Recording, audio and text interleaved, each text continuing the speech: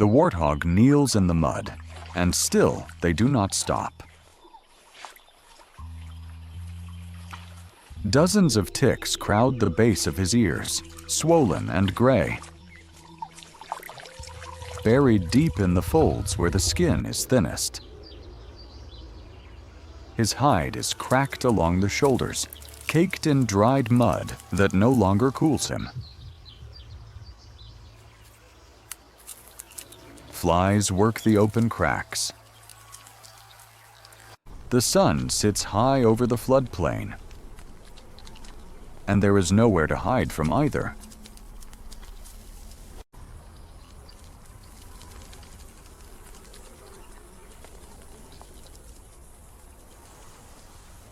He has tried everything. He drops to his front knees and drags his head through the wet grass, scraping the worst of them against the blades. It does nothing.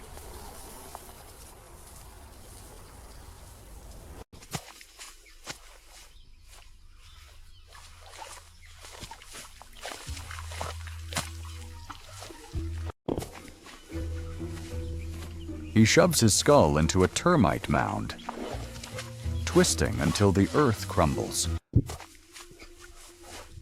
hoping the friction will tear them loose. They only dig in tighter.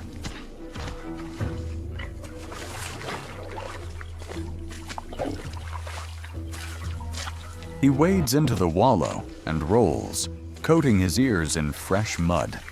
But the ticks feed through it anyway.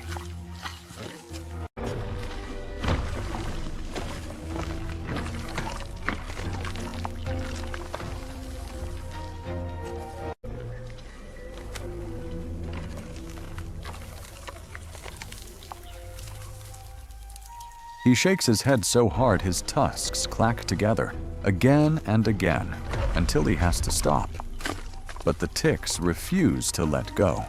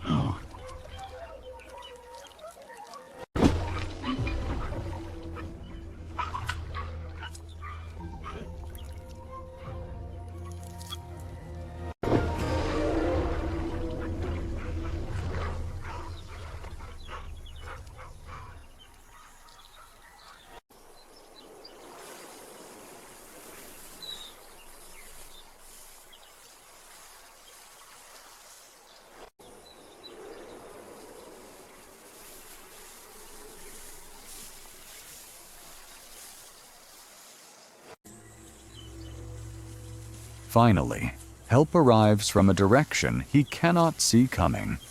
A troop of banded mongooses moves out of the long grass, chattering low, and the warthog does something almost no one films. He lowers himself and goes still, kneeling flat in the dirt, as if he already knows what is about to happen.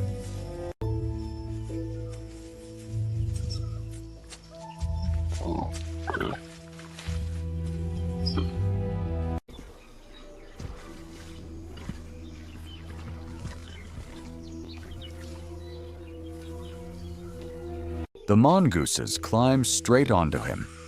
One works along the ridge of his spine. Two more press into the folds behind his ears, picking each swollen tick free with quick, precise bites.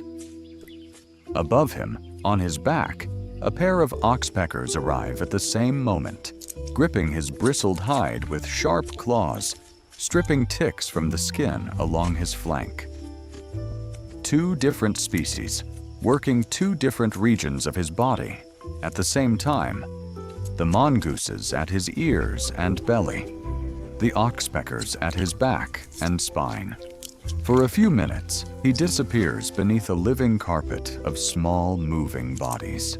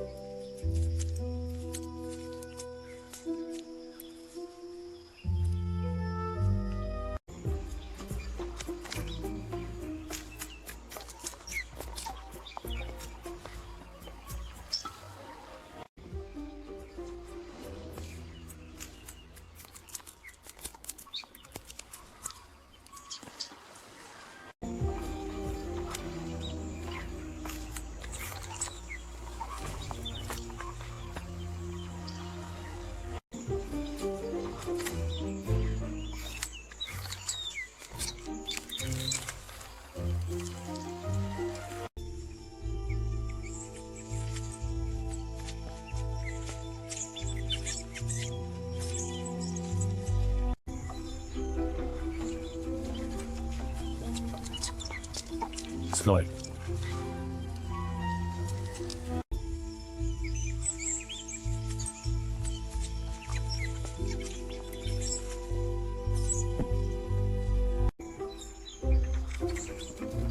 The change comes slowly.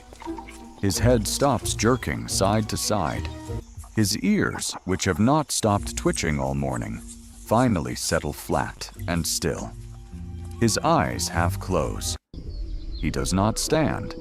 He does not walk away. He simply kneels there in the mud, breathing slow, and lets it happen. For the warthog, this is the only relief he will get all season. The parasites that no wallow, no bark, no scraped patch of earth could remove. For the mongooses, this is a meal they do not have to dig for. Protein handed to them without a single claw scratched in the dirt. For the wider floodplain, it is one more thread holding the whole system upright. One animal's suffering becoming another's survival. And neither species could manage alone what they do here together. It is not friendship. It is not gratitude. It is simply two lives, briefly overlapping, each one a little lighter for it.